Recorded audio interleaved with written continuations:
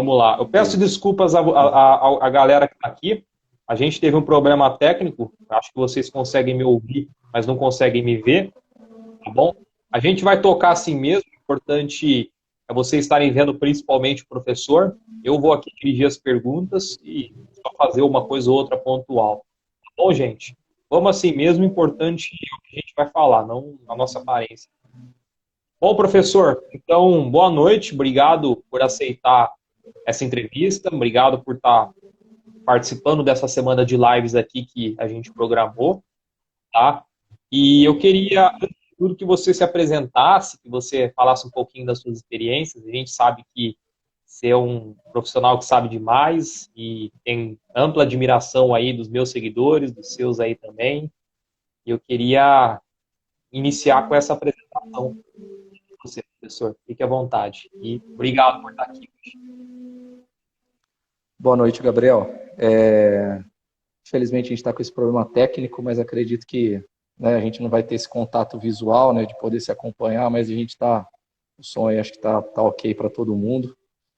E agradeço, eu também sempre acompanho ali os materiais que vocês publicam, cresceu muito, né, na internet esse tipo de publicação de material. É algo que a rede social fez, né, esse aumento, e vocês têm produzido ali um material. Isso é importante porque tem formado uma geração de pessoas que buscam se aprofundar um pouco mais no jogo. Nós vivemos ainda numa geração que tinha pouco prazer em discutir o jogo, né, o jogo de futebol, né, o que é o jogo, a essência do jogo, e se discutia muito polêmica, contratação, erro de arbitragem, e agora a gente está começando a ter prazer em entender o jogo, né? As dinâmicas, os porquês, o porquê a equipe tal teve vantagem em tal momento, porque a equipe X conseguiu ter vantagem defensiva em determinada zona. E acho que todos que produzem materiais com qualidade, vocês aí, o seu perfil, o Entre Linhas está entre eles, com certeza contribui para isso. Atualmente sou treinador da equipe de transição do Atlético Mineiro. Já passei pelo Sub-20 e Sub-17 aqui do clube. Estou há pouco mais de 2 anos e meio no clube. Tive passagem por Sub-20 da Ponte, do Palmeiras. Trabalhei na base do Corinthians. Trabalhei na equipe profissional do Guarani. Rodei em mais algumas outras equipes, né? Como treinador, como auxiliar. Sou formado em Educação Física pela Unicamp, tenho um MBA em Gestão de Pessoas. Estou aí há 20 anos trabalhando com futebol, há 21 me dedicando a isso, né? Entrei na faculdade em 99, no segundo ano já comecei a me dedicar ao futebol. Então já é uma carreira aí que eu venho construindo passo a passo, degrau por degrau, que eu sei que ela demanda muito tempo mesmo. Eu ainda sou considerado jovem para a profissão que eu escolhi, e sei que ainda tem muitos degraus ainda para poder alcançar o nível que eu almejo dentro da profissão, e eles têm que ser construídos com solidez para poder, poder subir com consistência. E mesmo oscilando, a gente vê que a carreira no futebol ela não é uma carreira linear de crescimento permanente, né? Você em alguns momentos dá um passo atrás, né? Profissionalmente, aparentemente, isso te dá um know-how para você conseguir depois dar mais passos à frente. Então, basicamente aí é isso na minha carreira aí dentro daquilo que eu tenho planejado aí para minha vida profissional. Legal, professor. Só para encerrar a apresentação, o senhor planeja chegar numa equipe principal, de equipe grande, ou o senhor prefere ficar ali nos aspirantes, trabalhar mais com formação? Quais que são essas aspirações que o senhor tem? Então, Gabriel, na verdade eu vejo assim, meu perfil pessoal, né, quem convive comigo, quem está comigo no dia a dia, sabe que o meu nível de exigência e a minha forma de lidar com os atletas, ela é muito mais até voltada para futebol profissional do que para futebol de base. Eu foco muito na formação dos meus atletas, assim, uma coisa que a gente não consegue garantir que todos saiam e se tornem jogadores de altíssimo nível, né? Mas a gente pode garantir algumas coisas. Uma coisa que eu garanto no meu trabalho é que o jogador sai do meu trabalho com uma mentalidade muito mais profissional, porque isso faz parte da exigência, tanto na abordagem de treino, como na abordagem de fora do campo, né, em relação aos treinos de suporte, alimentação, a postura. Então, assim, é uma coisa que eu cobro muito porque para mim está totalmente relacionada, né? Para a gente ter essa visão humana do jogo, a gente não pode atribuir todo o sucesso ou fracasso a questões táticas de jogo, né? Apesar de a gente estar defendendo aqui um viés de jogo. Então, esse lado humano de tentar o desenvolvimento pessoal, para mim, está muito voltado com a questão profissional. E eu volto à minha carreira, eu acredito que eu já cumpri muitas etapas já na formação. Eu passei por todas as categorias do sub-13 ao 20 como treinador, fui preparador em algumas, fui auxiliar em algumas, fui treinador em todas. E agora eu acredito que o próximo passo é futebol profissional e é para isso que eu tenho me dedicado e é para isso que eu tenho investido e acredito que aí nos próximos meses, anos, é o que vai acontecer. Legal, professor. Desejo-te boa sorte aí e que essa caminhada ela nunca pode parar, né? Você mesmo colocou que é novo.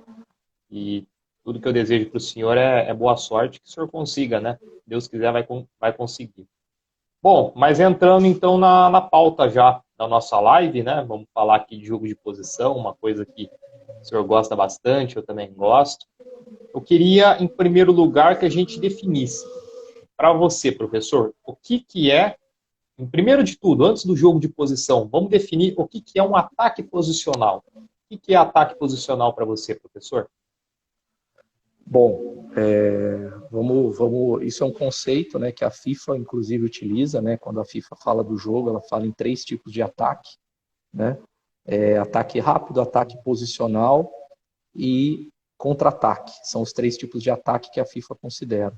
Um ataque posicional é um tipo de ataque, né, então, para ela, um ataque rápido é quando a equipe ela está com a bola e ela busca atacar rapidamente o adversário com menos ações, com menos jogadores envolvidos, chegando rapidamente ao adversário. Um contra-ataque é quando a equipe recupera a bola e inicia um ataque. Então ela considera. E o ataque posicional é quando a equipe geralmente enfrenta uma defesa que está em organização defensiva ou que entra em organização defensiva. Então, por exemplo, o ataque posicional pode ser produto de um contra-ataque ou de um ataque rápido que se tornou posicional, porque ao enfrentar uma marcação que entrou em organização defensiva, obrigou a desacelerar a bola, a ocupar o campo para poder gerar os desequilíbrios para progredir. Então, o ataque posicional é um tipo de ataque em que você vai ocupar o campo adversário, e aí independente de como ocupar, mas você vai buscar ocupar em largura, buscar ocupar em algumas linhas, buscar ocupar de uma maneira equilibrada posicionalmente, né? Por isso que ele é um ataque posicional, para você poder gerar vantagem no campo adversário, porque você está enfrentando provavelmente uma equipe que está em organização defensiva. E aí uma coisa que é interessante, Gabriel, e que tem estudos sobre isso, né? Esses estudos já são de um tempo, o quanto que o ataque influencia a defesa e o quanto que a defesa influencia o ataque. Então, por exemplo, o ataque posicional, o ataque rápido e o contra-ataque, talvez eles sejam mais influenciados pela defesa do que eles influenciem a defesa.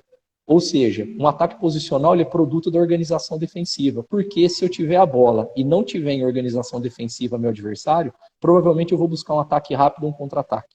Eu vou entrar em ataque posicional quando a equipe adversária conseguir se organizar defensivamente, e aí sim eu vou buscar desequilibrá-la. Então, talvez tenha uma interferência maior da defesa para o ataque do que do ataque para a defesa.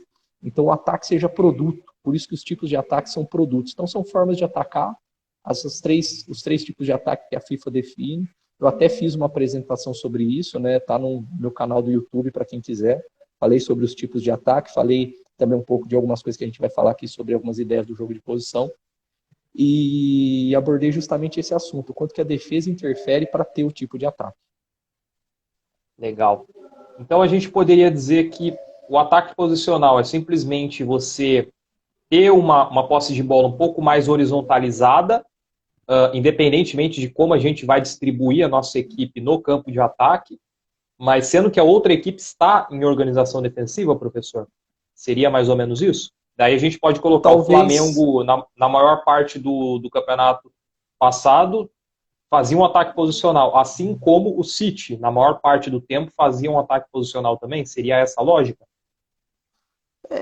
Pode ser, eu posso medir talvez uma relação interessante para eu poder mensurar, e aí a gente precisaria criar um índice, por exemplo, para estabelecer, né, Gabriel? Seria a relação entre ações verticais e horizontais. E aí a gente vai perceber que um ataque rápido, um contra-ataque, ele tem muito mais ações verticais em relação às ações horizontais. Então, por exemplo, eu recupero a bola num contra-ataque, ou quando eu inicio um ataque rápido, eu vou buscar muito mais ações em direção ao gol de ataque, porque o caminho está mais aberto, eu tenho menos jogadores adversários, ou eu consegui aproveitar bem os canais de progressão entre esses jogadores. Então, a relação entre as ações verticais em direção ao gol e as ações laterais, horizontais, elas predominam muito nas verticais. E o ataque posicional, justamente o que você falou, como a defesa entra em organização, acaba tendo que predominar em relação às ações verticais as horizontais, mas sempre buscando desequilíbrio. Eu acho que o que vai gerar geralmente, o que vai gerar, o que vai poder caracterizar é muito a questão da intenção, porque muitas equipes elas entram em ataque posicional, mas elas têm um problema com a intenção, então vira um jogo lento, sem progressão, sem finalização, de posse por posse, porque a relação entre as ações horizontais e verticais acaba predominando muito para o lado da ação horizontal, porque a intenção de progressão é baixa. E aí a gente está falando de um cenário de jogo em que a equipe está buscando o gol, não num cenário em que ela já tem o placar construído, que aí é um outro cenário, né?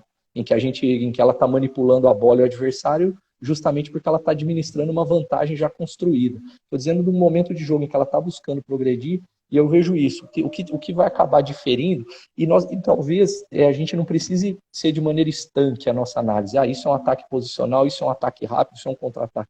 A gente pode pensar que eles podem ir alternando. Iniciam num contra-ataque, entram em ataque posicional, porque o adversário se organizou muito rápido defensivamente, e em seguida eu consegui talvez trazer o bloco adversário para dentro do meu campo de novo, a partir de um movimento de passes um pouco mais para trás, para tirar o bloco, e aí nesse momento eu criei uma abertura em cima do bloco que eu vou conseguir ter um ataque rápido em direção ao gol. Então eu passei pelos 3 tipos de ataque na mesma sequência ofensiva.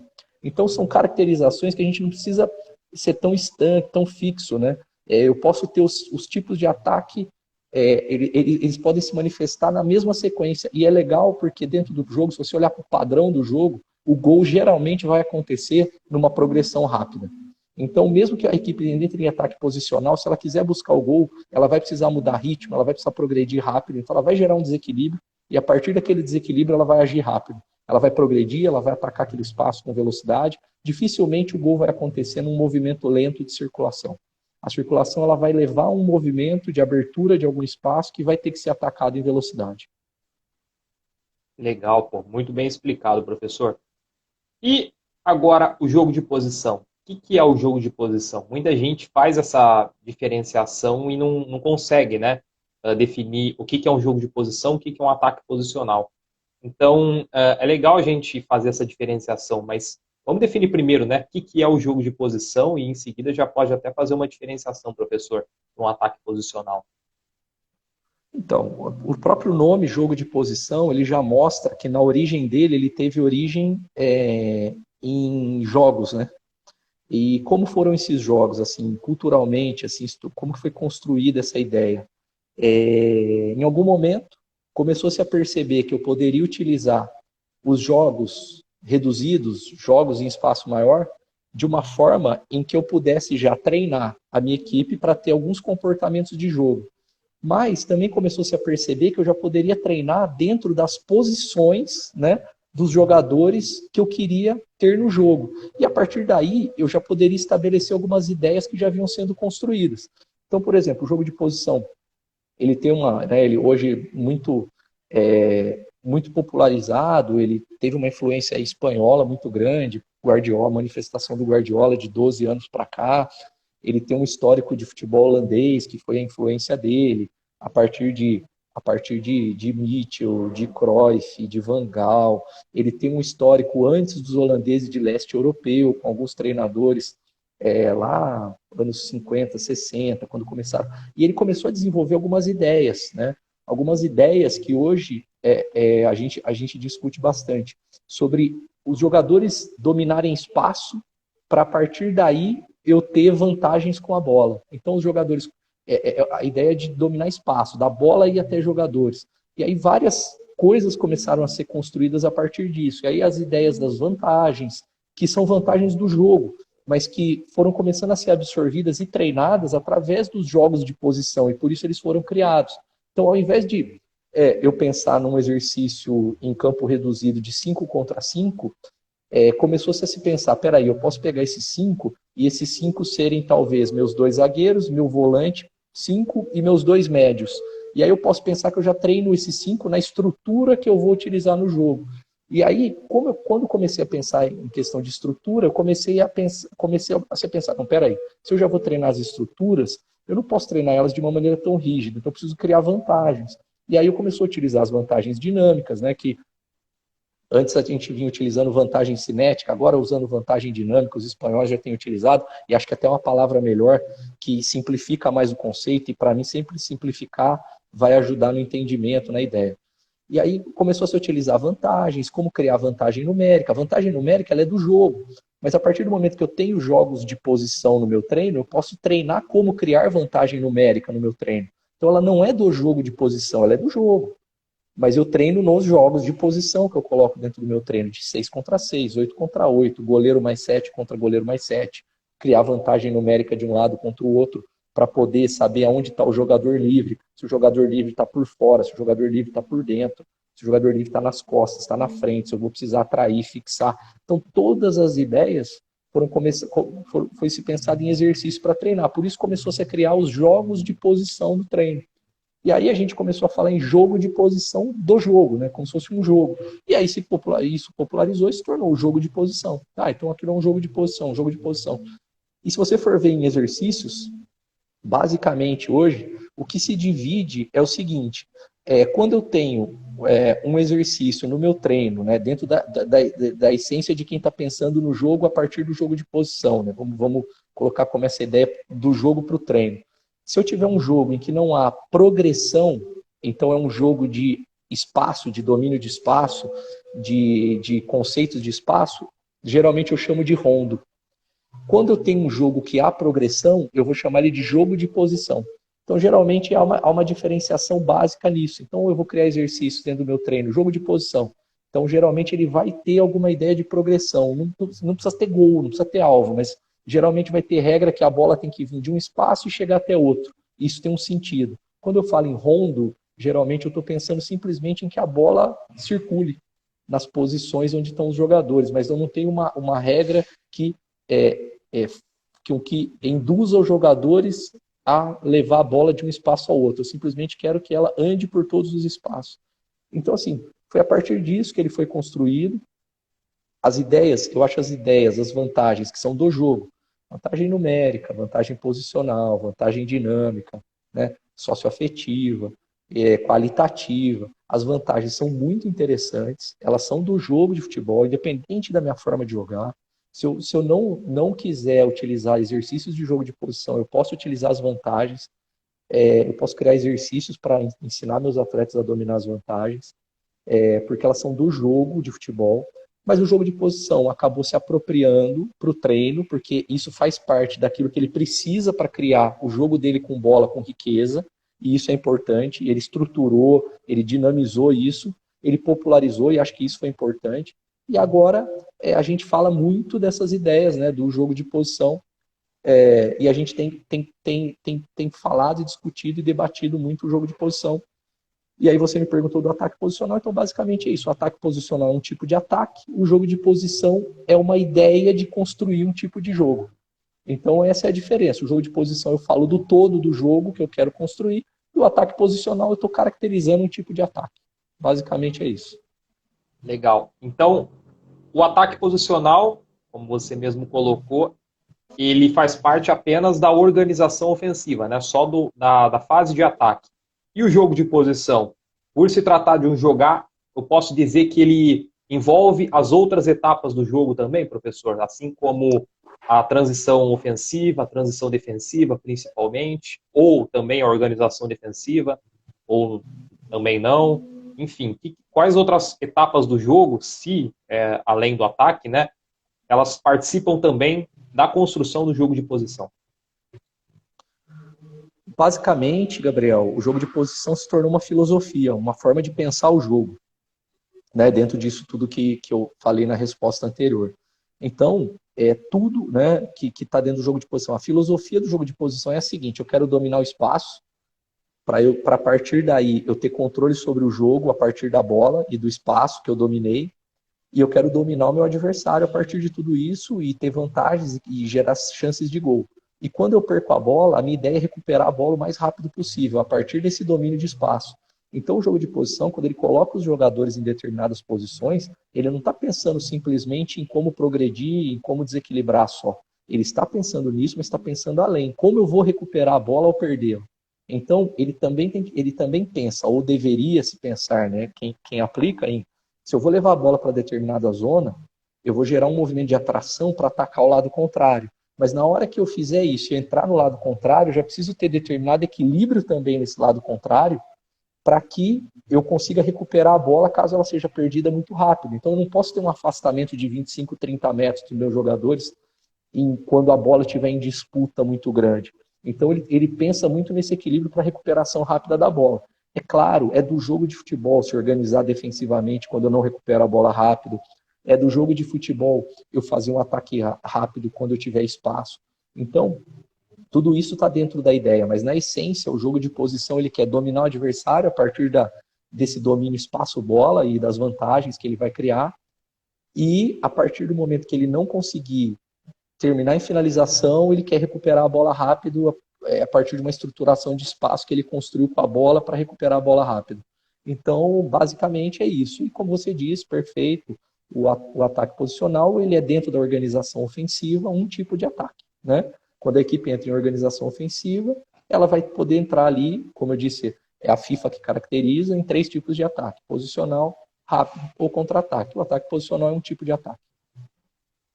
Legal, professor.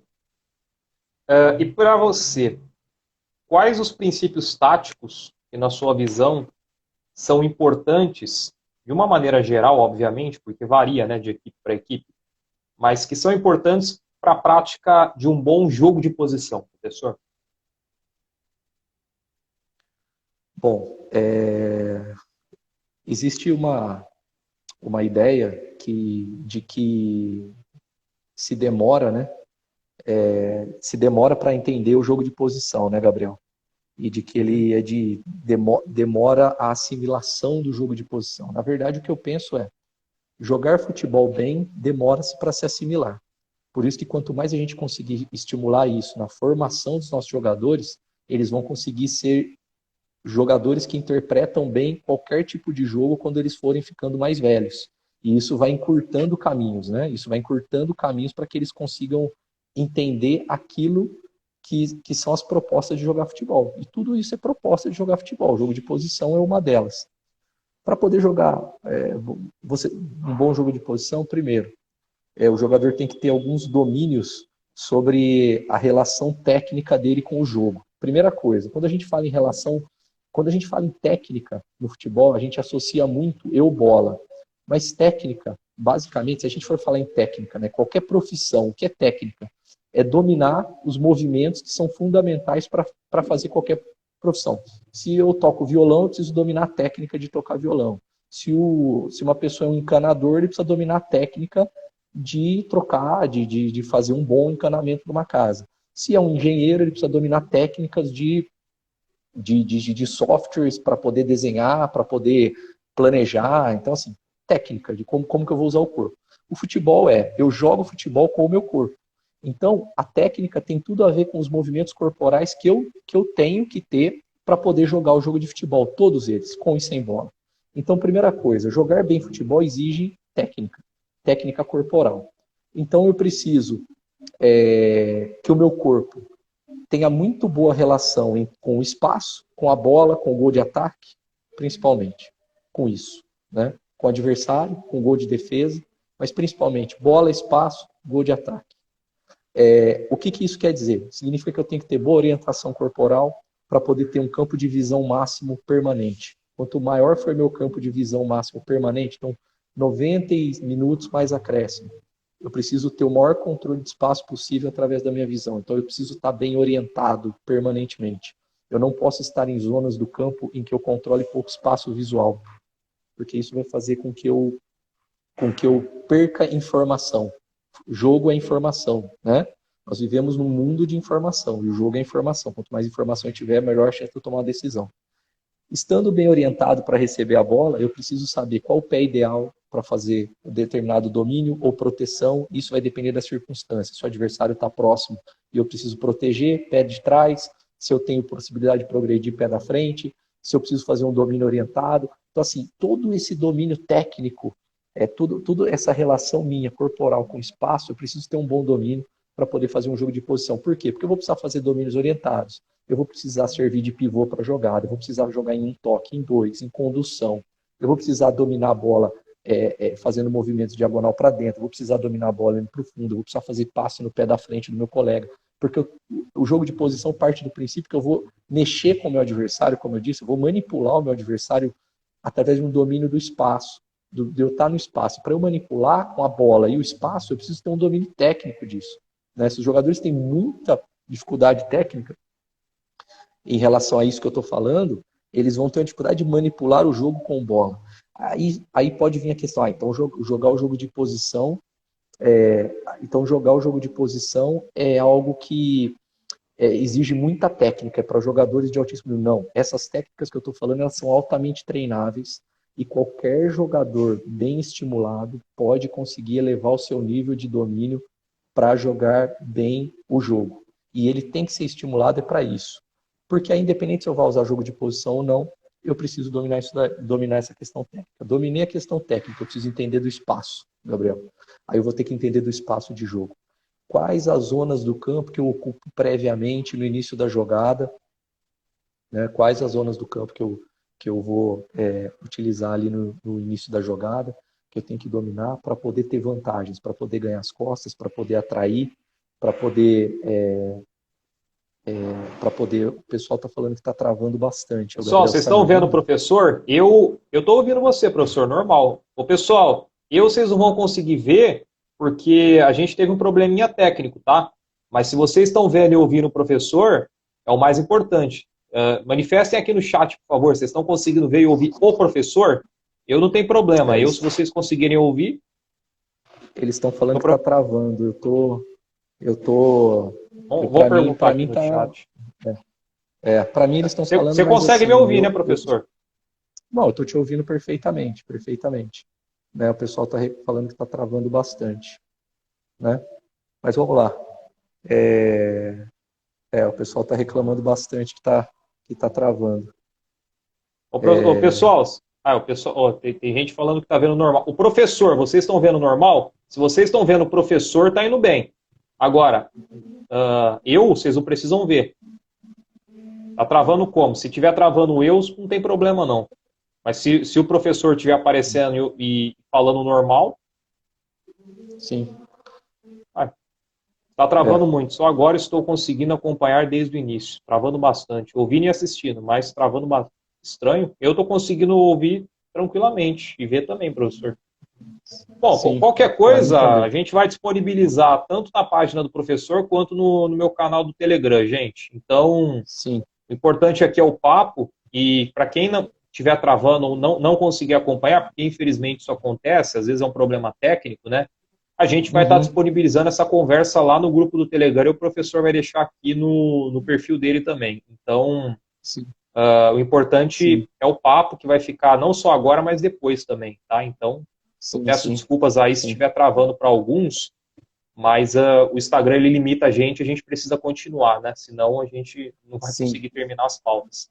Pode continuar, professor, se você lembrar. Não, eu estava falando da questão do domínio, a gente falou sobre a questão técnica e aí basicamente a questão do domínio do espaço, né, Gabriel? Porque a partir do momento que eu tenho um domínio técnico para manipular a bola e para poder saber nos momentos de jogar em 1, 2, condução e entender e interpretar qual o momento, né, de tudo isso exige um refino motor, um refino técnico que pode ser muito adquirido por treino, por experiência. Ultimamente aí com a equipe sub-17, sub-20, principalmente aqui no Galo, no 20 da Ponte, muitas ideias assim com evolução técnica muito grande dos jogadores. E aí a partir disso o domínio de espaço.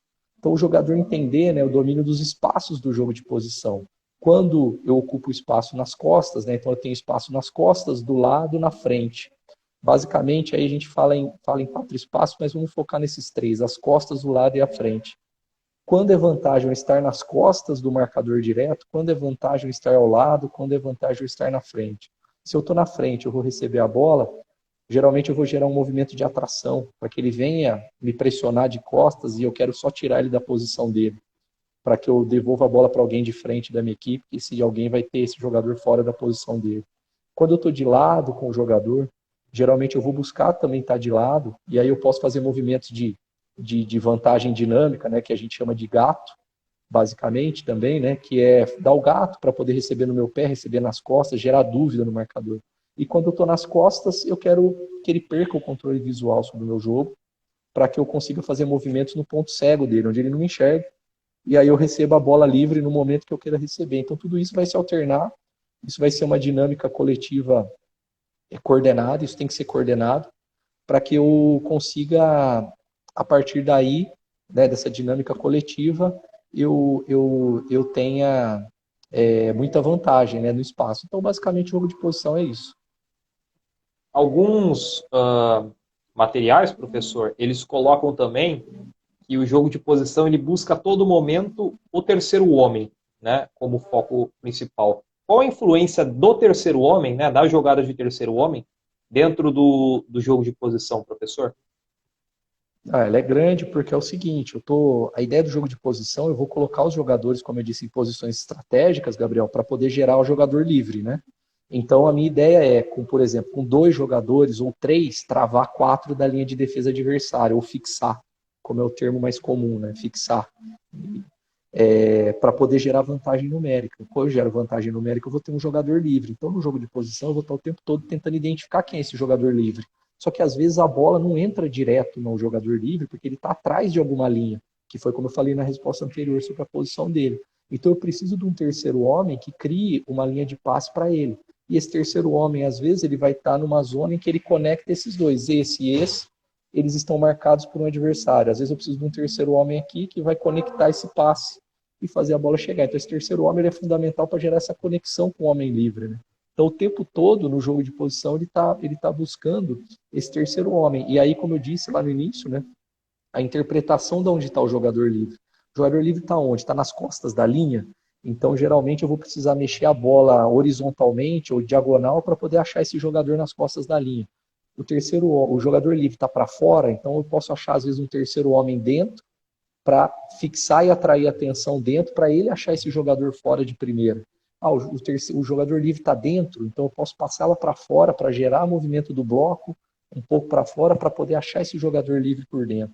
Então o terceiro homem ele está o tempo todo, né, gerando movimento e para poder buscar esse jogador livre. Porque a grande chave do jogo de posição, e o Bielsa fala muito isso, é buscar o tempo todo o jogador livre, porque é isso que vai gerar muito desequilíbrio. A marcação vai tentar encaixar e a bola entra no jogador livre. Quando ela tenta entrar no jogador livre de novo, quando ela tenta pressionar o jogador livre e fazer com que ele não se torne o jogador livre, algum outro jogador vai estar livre. Então, eu também tenho que pensar que no jogo de posição a ideia não é criar um jogador livre no primeiro momento. A ideia é trabalhar um conceito de jogador livre, porque a partir do momento que esse jogador livre recebe a bola, ele não mais estará livre em alguns segundos. E aí eu preciso saber quem é o próximo livre, quem é o próximo livre. Então é uma conexão de movimentos. Tem até uma pergunta agora que está vindo, né, que promove uma distração antes. É bem isso mesmo. A ideia do jogo de posição, ela vai atrair atenção para zonas que eu teoricamente não quero jogar, mas eu levo a bola para essas zonas para poder atrair atenção, atrair o olhar, atrair a posição corporal dos marcadores para essa zona, para que o jogador livre esteja na zona que eu quero jogar. Então, eu vou dar um exemplo aqui muito simples, né? E o Guardiola faz muito isso no campo de ataque. A bola, geralmente, nas equipes do Guardiola, ela não sai do zagueiro para o extremo, direto. E quando ela faz isso, é porque ele quer atacar o lado contrário, que é lá onde está o jogador livre. Porque quando ela sai zagueiro-extremo, ela já leva a atenção para o extremo. Então, quando eu faço zagueiro para dentro do campo, volante, médio, centroavante, eu trago a atenção do adversário para dentro. Nesse momento, o meu extremo ficou livre de verdade. Aí essa bola vai para fora. Então, essas conexões entre as ações, elas são importantes. E isso tem muita relação com a percepção do atleta. Então, não adianta eu trabalhar jogo de posição ou jogo, né? Não adianta eu trabalhar dentro de uma ideia de figuras apenas. As figuras são importantes para entender para motivação de treino, para entendimento corporal e técnico.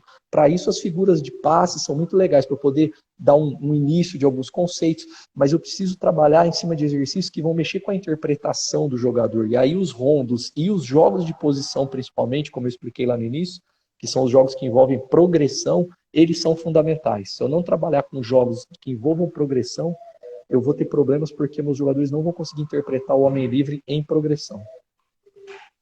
Legal. E o próprio Xavi, né, professor, fala que a ferramenta do terceiro homem é impossível de ser marcada, né?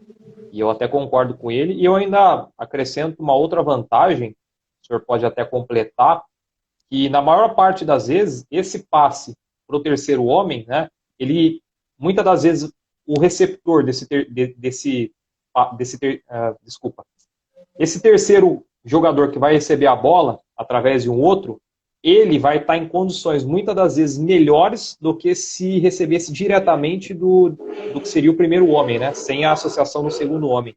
Na maior parte das vezes eu vejo esse jogador recebendo já de frente para o jogo, então se ele recebesse direto do primeiro jogador, ele teria muitas das vezes que girar, dominar, enfim. Isso acontece mesmo, professor? O senhor teria algo para acrescentar? Perfeito, Gabriel. Perfeito, é isso mesmo. Eu quero colocar o meu jogador na melhor condição possível. Eu quero gerar o meu extremo com espaço de frente para o marcador dele num contra um sem cobertura. Não adianta nada, é totalmente diferente isso de eu simplesmente pôr a bola no pé dele de costa para o lateral. Né? Então eu quero que a bola entre numa zona que a partir dessa zona ela vai entrar no extremo nessa condição.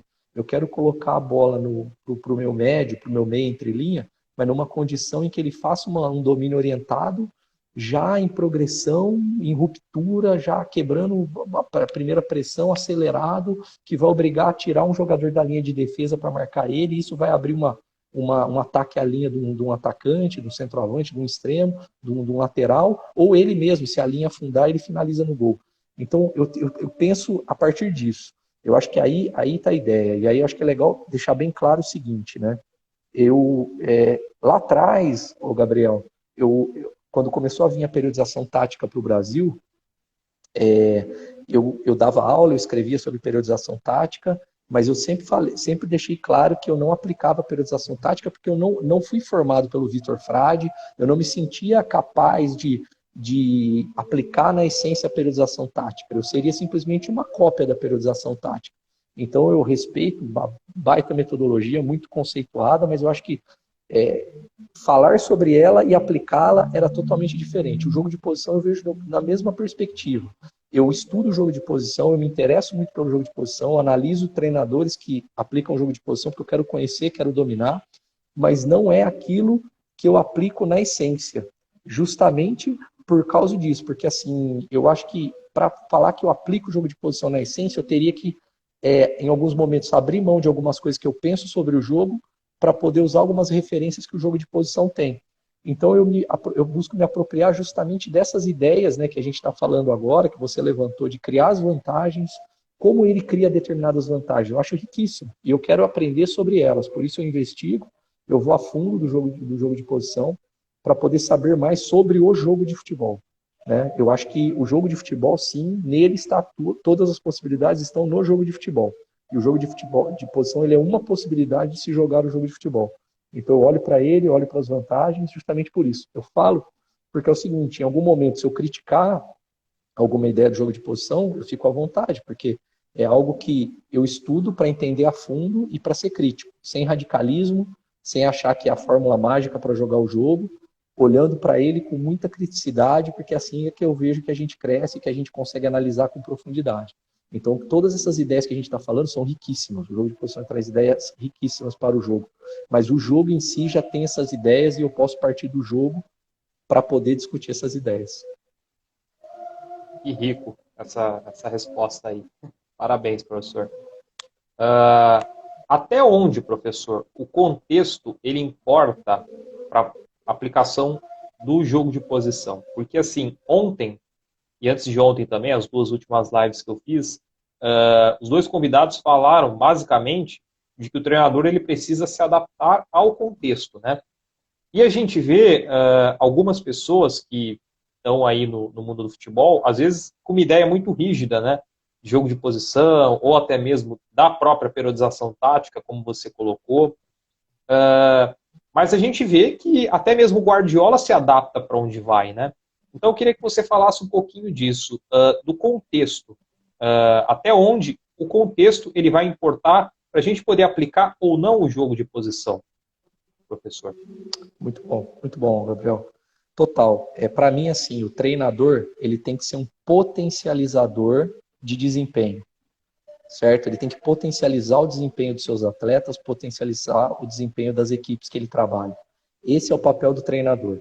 Nós temos que tomar muito cuidado, porque treinadores que têm ideias pré-estabelecidas e que têm preferências pessoais sobre determinado jogo, muitas vezes ele pode tentar colocar na equipe que ele trabalha, no jogo que ele quer, aquilo que ele pensa, desconsiderando todo o contexto, como você falou. E aquilo muito mais é uma manifestação do ego dele, das vontades dele, do que aquilo que o sistema e que o ambiente está pedindo, né?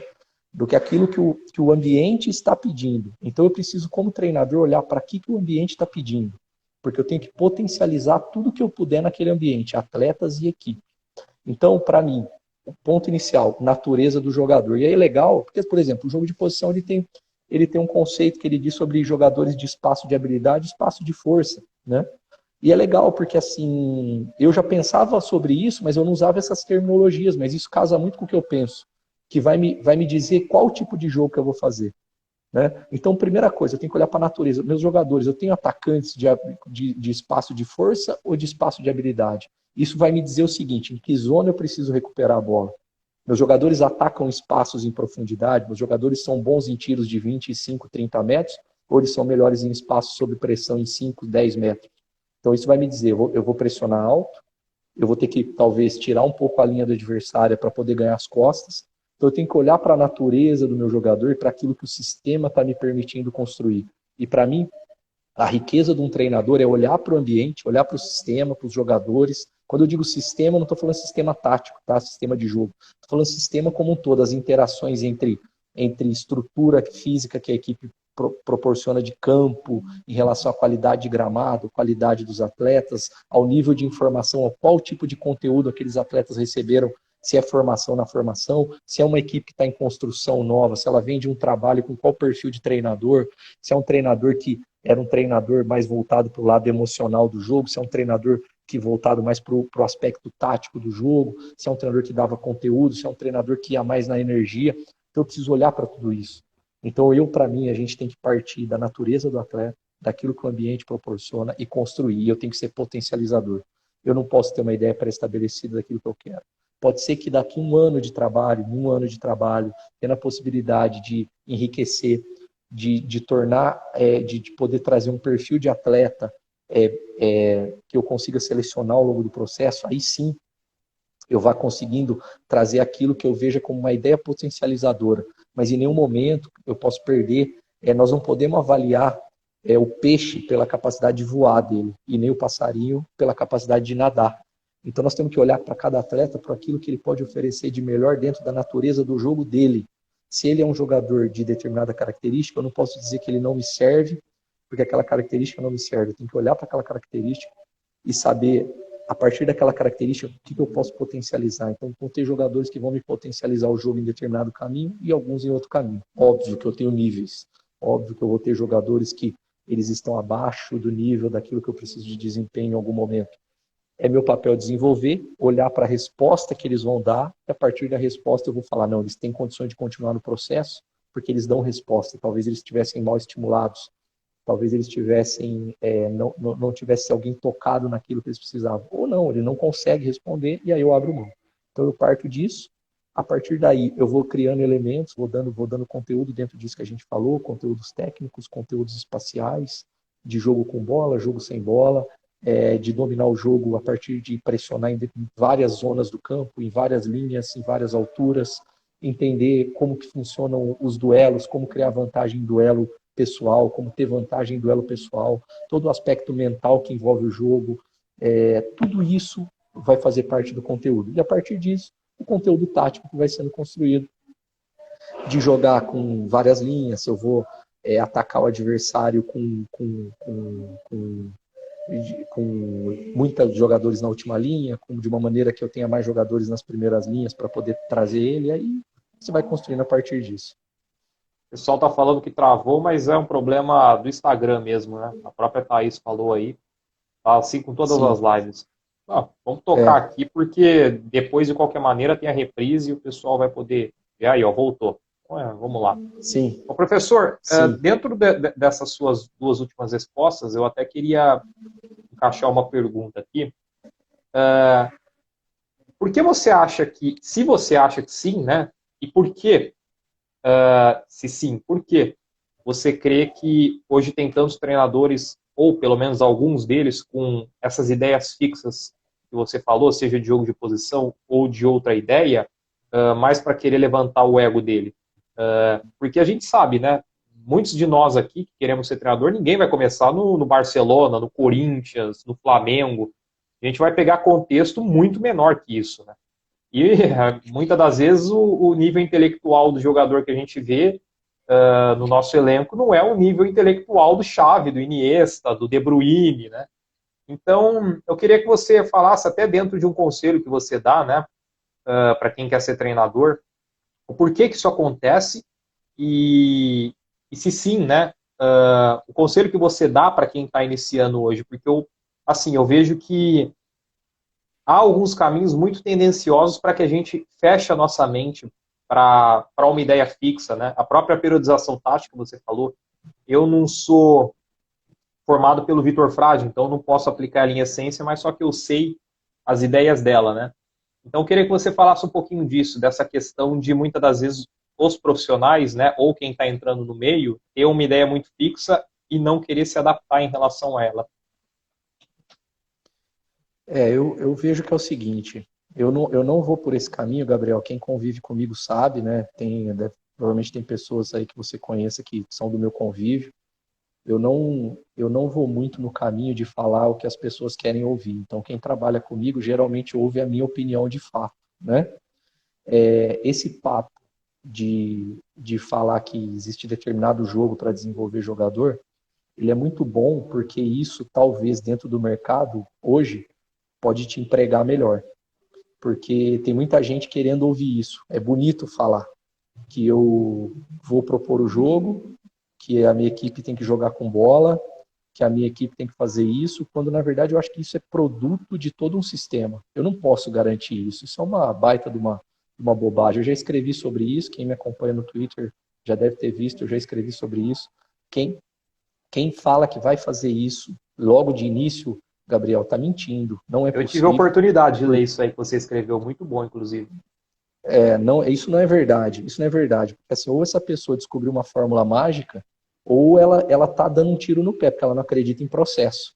Porque se ela realmente acredita que todo mundo pode assumir uma equipe em 15 dias, a equipe está construindo, propondo, dominando os adversários em altíssimo nível, independente do histórico, se a equipe foi montada há pouco tempo, se a equipe tem lastro de treino, se ela tem lastro de conteúdo, porque assim, eu estou no nível competitivo relativamente alto já há bastante tempo, Gabriel. Então eu sei o seguinte, se eu for para um campeonato, por exemplo, ano passado, eu assumi a equipe sub-20 do Atlético, depois da primeira rodada, ela estava com um treinador que se transformou no meu auxiliar, e eu assumi porque eu estava na equipe sub-17, né, terminando os mata-matas. Quando eu assumi, eu tive que fazer todo um processo de assimilação de conteúdo. A gente vai começar a ter um jogo com bola minimamente lúcido a partir de 3 meses, até porque também a gente estava jogando 2 jogos na semana, então praticamente não treinava. Era muito feedback e pré-jogo, feedback, pré-jogo e vídeo, né? Então, a gente foi conseguir ter um jogo minimamente lúcido com bola, e quando eu digo lúcido é que os jogadores sabiam o porquê das ações com bola, de atrair, de gerar vantagem, de quais zonas jogar, a partir de 3 meses. Por quê? Porque nós tivemos que renovar todo o grupo sub-20, houve a liberação, a diretoria liberou ali 20 atletas, trouxe 20 atletas vindo de todos os lugares do Brasil e de muitos de clube pequeno. E aí, como que eu vou incutir uma mentalidade de jogo de proposição, se eu estou jogando contra Flamengo, Palmeiras, por mais que eu seja o Galo, num jogador que acaba de chegar de um clube pequeno para o Galo, que está habituado a jogar sem espaço nas costas dele e atacando espaço para frente só. Como que eu faço, né, para isso, né? para mudar essa mentalidade, para ensinar ele a jogar com muito espaço nas costas. Porque o jogador de clube grande, ele é um cara que ele está habituado a jogar com espaço nas costas dele, porque ele geralmente domina adversários, ele passa boa parte do ano jogando contra equipes menores do que ele nos campeonatos estaduais, ou até em campeonato nacional. Então, esse tipo de entendimento sobre confiança, mentalidade, você não vai incutir em 15 dias, cara. Isso daí demanda tempo, e nem todo jogador vai absorver, porque isso tem a ver com mentalidade, não tem a ver só com questão técnico-tática. Tem a ver com ambições, com perfil, com várias coisas, com coragem, que são conteúdos que demandam tempo para você construir, e nem todo mundo pode te oferecer, porque senão a realidade é que todo mundo estaria apto para jogar num grande clube. Então, tudo isso sendo construído demanda tempo, e você vai tendo que filtrar, ver jogador, como eu falei, ver a natureza, esse jogador com essa linha de defesa com espaço nas costas, ela sofre, e essa defesa já com espaço nas costas, ela vai melhor. Então, se eu quero ter um jogo de imposição no campo de ataque, eu preciso ter esses jogadores na linha. Esse volante, ele tem medo de invadir a área, ele não entra na área, ele gosta de dar apoio para trás. Aí eu tenho que identificar, é natureza ou é estímulo? E a partir daí, eu vou construindo o treino, vou construindo o feedback para poder chegar. E aí, quando eu tiver tudo isso já mais consolidado, com 10, 12, 16 semanas de trabalho, que eu vou começar a entender um pouco mais. Então, esse papo de que eu vou construir desde o início é simples. Se você for construir, você assume uma equipe sub-20, inicia o Campeonato Brasileiro hoje no nível que ele é competitivo, alto, sub-20, e vai impor seu jogo num cenário como eu te descrevi, com certeza você vai sofrer as primeiras 8 rodadas goleadas. Não, é inviável. Em compensação, a gente, a partir da terceira rodada, né, o primeiro jogo que eu fiz, a gente foi goleado pelo Fluminense, 4-1. Aí depois nós ficamos 11 jogos invicto no Campeonato Brasileiro.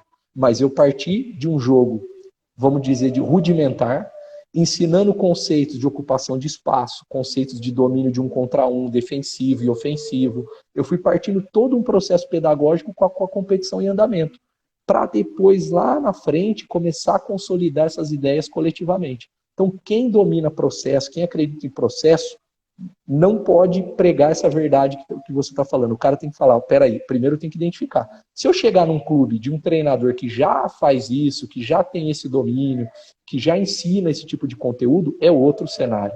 É outro. Jogadores que são oriundos do futsal desde muito criança, que tem uma base técnica boa, papapá, e tem um monte de elementos. Aí eu posso falar, não, talvez eu não demande 3 a 4 meses, talvez em 1 mês eu consolide. Mas falar que vai fazer a qualquer custo, em qualquer lugar, em 15 dias, desculpa, eu não consigo acreditar nisso, eu prefiro acreditar em trabalho, processo. Para mim é isso, eu não vou vender uma ideia que eu não acredito e que não se provou para mim verdadeira até hoje. Parabéns, professor. E é exatamente isso que eu vivo pregando aqui na página, né? Não existe verdade absoluta, e que uma coisa tão complexa como essa você não vai conseguir implantar tão facilmente assim como às vezes algumas pessoas acreditam, né? Então, até Exato. Pegando o gancho dessa resposta, quais as etapas, professor, na formação de um atleta para que ele tenha esse pedigree de jogo de posição? A gente fala dos jogadores do Ajax, né, do Barcelona, que são criados para jogar dentro de um modelo que tenha o jogo de posição como pilar, né? Então, eu queria que o senhor falasse desse conceito de passo a passo, né, desde as categorias mais inferiores até as superiores, para que esse processo fosse implementado, né? Obviamente, de uma maneira geral também. É uma coisa que a gente tem culturalmente muito forte no Brasil, e que lá na Europa eles não têm tanto, né, na maior parte de alguns países, é a questão do futsal, mas lá eles resolvem fazendo o processo ser através de jogos em espaço menor por uma boa parte da formação, né? Então, muitas vezes, se você for na Espanha, Portugal, Holanda, os meninos jovens até 12, 11, 12 anos, 13, eles vão jogar em campos menores. Vão começar ali 4 contra 4, 5 contra 5, 6 contra 6, até chegar no 8 contra 8, até chegar no jogo formal de 11, só lá nas idades de 14, 15 anos. Então, isso é uma questão que impacta. Para nós aqui, a gente tem o futsal, né, Gabriel? E que a gente tem que explorar melhor. Então, por exemplo, para nós, a gente precisa ter os jogadores. Eu acho que o futsal ele precisa ser melhor explorado na base. As equipes precisam investir. Acho que até 11, 12 anos ele precisa ser muito presente, num volume muito grande, porque ele vai permitir esse desenvolvimento técnico com conteúdo, tá? Não é só jogar futsal por jogar. de qualquer jeito. É jogar futsal com conteúdo, é ensinar conteúdos. Né? E lembrando sempre, um discurso que a gente, por favor, não pode ter, nós não podemos reproduzir que conteúdo robotiza. Se o conteúdo robotiza, o conteúdo está errado, não é? Não é o treino, é o conteúdo que está sendo dado. O conteúdo tem que ser libertador, né? O conteúdo tem Ou que ser não é a ideia libertador. de jogo também, né, professor? Exatamente, né? É conteúdo libertador. Quando eu ensino um conteúdo, quando eu aprimoro, quando eu torno meu jogador destro, ambidestro, eu estou libertando ele para explorar o jogo melhor com os dois pés. Quando eu ensino meu jogador, quando eu melhoro o domínio dele orientado, eu quero explorar, que ele explore melhor o jogo para ele poder fintar no domínio. Eu não estou querendo amarrar ele nisso. Então, todo conteúdo tem que ser libertador. Né? Quando eu falo para ele, fica nessa posição, que a bola vai entrar melhor em você aqui, aí depois disso você... É porque eu quero que ele entenda como criar uma vantagem naquele espaço a partir de receber a bola, que ele não vai ter se ele vier para cima da bola. Então, não é para eu engessar ele. E se ele estiver engessando, eu estou errado.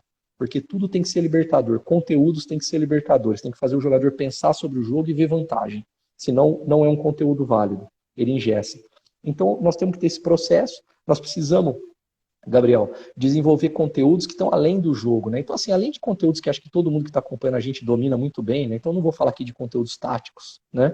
que precisam para jogar, porque a gente já explorou e que eles têm que ser feitos lá desde muito jovem. Então, para mim, usar o futsal muito jovem, fazer um processo de transição, incentivar treinos que exijam muita velocidade de tomada de decisão, né? Para o jogador chegar nas equipes maiores, aprendendo, sabendo treinar em velocidade, treinar num processo cognitivo muito elevado, ser um cara muito consciente do que ele faz, né? E ser consciente não é falar bonito sobre o jogo, ser consciente é entender os porquês das ações, é dar significado para ele em relação a isso. E tem um aspecto que, para mim, a gente tem que desenvolver no jogador. A gente vive com uma geração que ela é um pouco diferente das gerações anteriores num aspecto, e a gente precisa estimular isso. Nós precisamos desenvolver a coragem. Jogar futebol envolve coragem. Jogar envolve coragem. Coragem, jogo é risco. Qualquer jogo é risco. Se você jogar baralho, envolve risco. Se você for num cassino, envolve risco. Se você apostar na loteria, envolve risco. E futebol é jogo, envolve risco. Eu tenho que potencializar as chances de vitória e minimizar as chances de derrota. Eu tenho que potencializar as chances de acerto e diminuir as de erro. Mas envolve coragem. Eu vou ter coragem quando eu tenho conteúdo, quando eu tenho sabedoria sobre o que eu estou agindo. Nós temos que dar conteúdo libertador para o nosso jogador se encorajar. Nós, treinadores, e é uma coisa que eu cuido muito, porque hoje, os clubes de futebol não fazem isso com nenhum treinador profissional nem de base. Eles não empoderam o treinador. Para mim, o grande segredo seria empoderar treinador, tá? Para a gente voltar a ter processos um pouco mais longevos. Quando eu digo empoderar, não é que o treinador faz o que quer, mas é mostrar para aquele ambiente que o treinador é o cara que mais conhece daquilo que está fazendo. E normalmente o ambiente do clube ele tira poder do treinador. As pessoas ficam contestando o treinador. O Gabriel está aqui me dando 30 segundos para fechar. Né? Vamos abrir uma outra live então para você terminar, professor. A gente abre. Tá bom, aí abre Beleza? Você e me chama, a gente tenta fazer. Quer que abre por mim? Abre por mim mesmo? Pode abrir por você, tá no seu perfil aqui. Daí tá salva essa live então, aí, por favor. Tá bom, eu vou salvar então, pessoal. Tô 8 segundos, eu vou salvar essa live e vou abrir outra para a gente concluir aqui. Tá legal? Venham com a gente aí de novo. Um abraço.